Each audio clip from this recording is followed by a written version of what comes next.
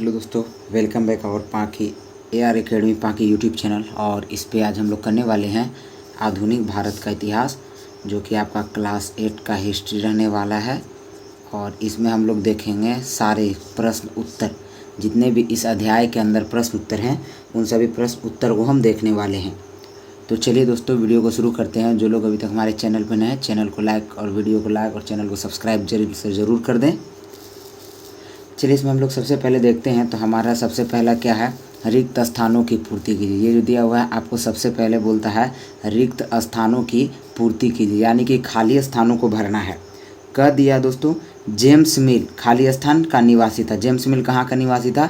James मिल Scotland का निवासी था। याद रखिएगा, जेम्स मिल स्कॉटलैंड का निवासी था।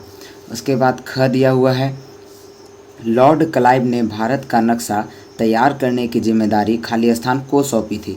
तो ये जो लॉर्ड क्लाइव था वो भारत का नक्शा तैयार करने का जिम्मेदारी जेम्स नेरेल को सौंपा था। ग है दोस्तों, अभिलेखों को सुंदर ढंग से लिखने वाले खुशनवीस कहलाते हैं। यानी कि जो अभिलेख हुआ करते थे उसको सुंदर ढंग से लिखने वाले क्या कहलाते थे? खुशनवीस कहलाते थे। अगला घ है, भारत के अंतिम वायसराय लॉर्ड माउंटबेटन थे। यानी कि भारत के सबसे अंतिम वायसराय कौन थे? लॉर्ड माउंटबेटन थे। उसके बाद अगला लास्ट है, भारतीय राष्ट्रीय अभिलेखागार 1920 के दशक में बनाया गया था। यानी कि भारत का जो राष्ट्रीय अभिलेखागार था वो कब बना था? तो 1920 के दशक में बनाया गया था दोस्तों। इसके बाद हम लोग चलते हैं आगे। आपका आगे आएगा सही और गलत का टिक करना है। इसके बाद जो आपका आता है वो है सही और गलत का टिक कीजिए। देखिए यहाँ पे सही और गलत का आपको निशान लगाना है, चिन्ह लगाइए। क है, लोगों ने चाय पीना कब से शुरू किया? इसकी निश्चित तिथि बताया जा सकता है। क्या आप बता सकते हैं कि लोगों ने अपने दैनिक जीवन में चाय कब से पीना शुरू किया था? एग्जैक्टली आप इसका डेट कोई बता सकता है? बिल्कुल भी नहीं, तो ये गलत हो जाएगा। उसके बाद ख है, अंग्रेज प्रशासन के लिए अभिलेख तैयार करवाते थे। बिल्कुल से अंग्रेज लोग प्रशासन के लिए हमेशा ही अभिलेख तैयार करवाया करते थे। उसके बाद ग है, सरकारी दस्तावेजों से हमें आम लोगों की सोच के बारे में पता चलता है। क्या जितने भी सरकारी दस्तावेज हुआ करते थे उससे हमें आम जनता के बारे में, उनके सोच के बारे में पता चलता है? बिल्कुल ही गलत, बिल्कुल ही नहीं पता चलता है। घ है, अंग्रेजों के शासन से पहले भारत में अंधकार का दौर था। बिल्कुल ही गलत। ऐसा थोड़ी था कि जब अंग्रेज लोग भारत में नहीं आए थे तो भारत में कोई लोग था ही नहीं, पूरा का पूरा भारत में अंधकार था, ऐसा नहीं था। उसके बाद अगला है, निम्नलिखित प्रश्नों का उत्तर दीजिए। यहाँ पे देखिए आपको दिया हुआ है, सबसे पहले क प्रश्न है, क इतिहास में तारीखों का क्या महत्व है? इसका आंसर है, इतिहास अलग अलग समय पर होने वाले परिवर्तनों के संबंध में बताता है। अतीत में चीज़ें किस तरह की थी और अब उनमें क्या बदलाव आए हैं। अतीत और वर्तमान तुलना के क्रम में हम तिथिवर घटनाओं का विवरण ढूंढते हैं, इसलिए इतिहास में तारीखों का महत्व है। यानी कि ये बताता है कि इतिहास में अलग अलग समय पर जो भी परिवर्तन होता है उसका संबंध बताता है।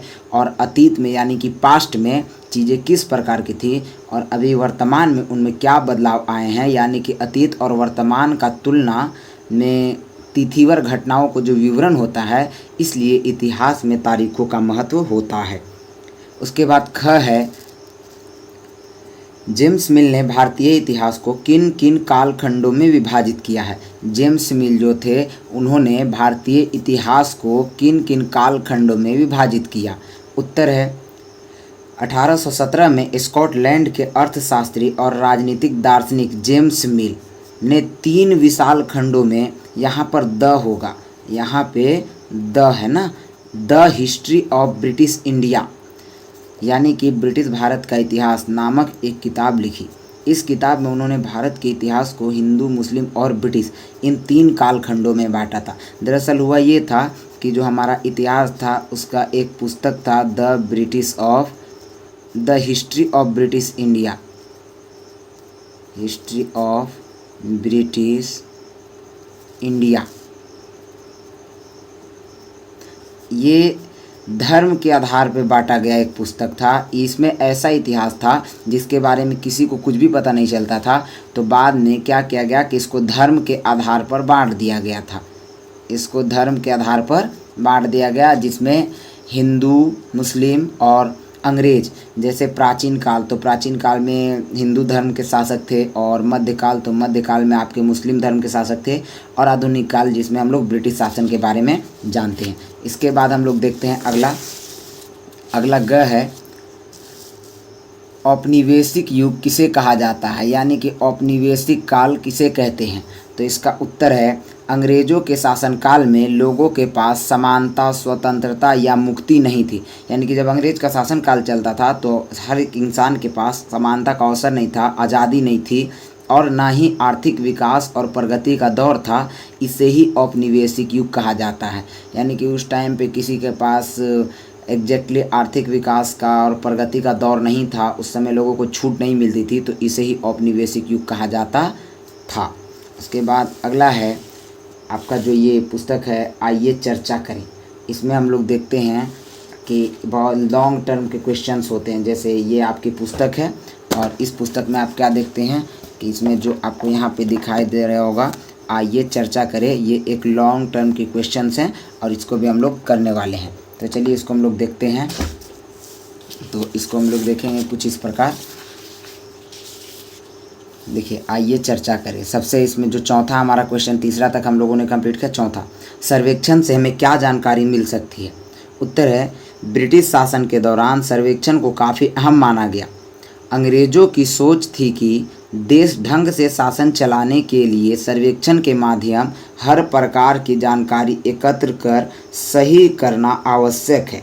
ग्रामीण स्तर पर राजस्व सर्वेक्षण किए गए, यानी कि जो ग्रामीण स्तर थे उसमें हर जगह सर्वेक्षण किए गए।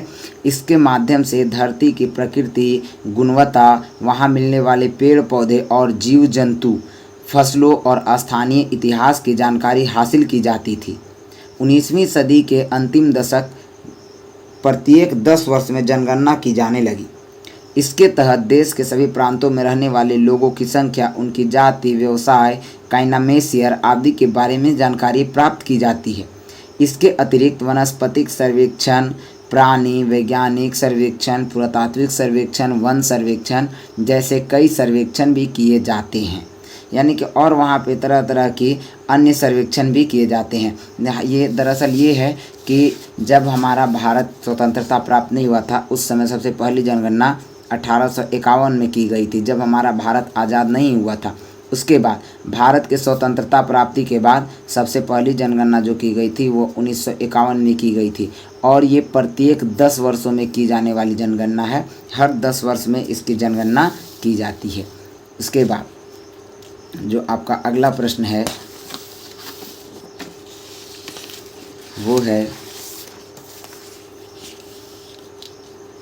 5वां, अभिलेखागार की आवश्यकता क्यों है। इसका उत्तर है अंग्रेज़ों ने अपने शासन के दौरान सरकारी रिकॉर्ड रखने की परंपरा की शुरुआत की। जब अंग्रेज़ अपना शासन चला रहे थे तो उस समय वे रिकॉर्ड रखने की एक परंपरा चलाए। यह सरकारी रिकॉर्ड उस युग की जानकारी प्राप्त करने का एक सशक्त माध्यम है। वे अपने प्रत्येक निर्देश, योजना, नीतिगत फैसले, सहमति और जांच की परिभाषाओं को स्पष्ट रूप से लिखना जरूरी समझते थे, ताकि बाद में कोई भी व्यक्ति इन चीज़ों का अध्ययन आसानी से कर सकता था। यानी कि अंग्रेज़ लोग क्या करते थे कि अपने शासन के दौरान सरकारी रिकॉर्ड को सेव करके रखने लगे, ताकि बाद में कोई भी व्यक्ति इन चीज़ों को आसानी से पढ़ सके। अंग्रेज ने सभी महत्वपूर्ण दस्तावेजों और पत्रों को संभाल कर रखना जरूरी समझा। अतः इन सभी दस्तावेजों को और पत्रों को संभाल कर रखने के लिए उन्हें अभिलेखागार यानी कि अभिलेख की आवश्यकता पड़ी।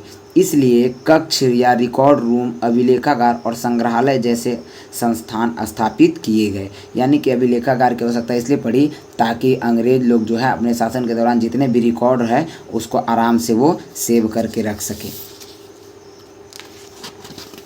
इसके बाद है आपका छठा। हम लोगों ने 5वां तक देखा, इसके बाद हम लोग देखते हैं छठा। छठा क्या कहता है? छठा है आधुनिक भारत के ऐतिहासिक स्रोत कौन कौन से हैं। यानी कि आधुनिक भारत में ऐतिहासिक स्रोत कौन कौन से हैं, चलिए देखते हैं। उत्तर जैसे किले, मकबरे, शिलालेख, विदेशी यात्रियों की कृतियाँ, पांडुलिपियाँ, मूर्तियाँ, समय तथा उनके सरकारी रिकॉर्ड आधुनिक भारत के ऐतिहासिक स्रोत हैं। यानी कि आधुनिक भारत के ऐतिहासिक स्रोत क्या क्या हो सकते हैं, तो बहुत जो पुराने किले हैं, पुराने मकबरे हैं और शिलालेख हैं, विदेशी यात्री के द्वारा जो कृतियाँ बनाई गई, पांडुलिपियाँ थी, मूर्तियाँ मिली, ये सारी चीज़ें क्या हैं, आधुनिक भारत के ऐतिहासिक स्रोत हैं। उसके बाद 7वां है, अगर इतिहास में अवधियाँ तय नहीं होती तो हमें किन किन परेशानियों का सामना करना पड़ता।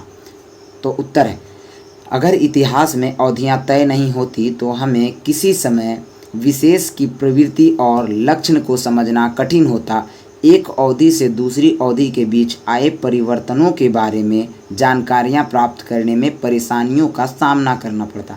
यानी कि इतिहास में अगर एग्जैक्टली डेट तय नहीं होता तो हमें किसी भी समय की विशेष जानकारी लेने में और उसको समझने में बहुत कठिनाइयाँ होती।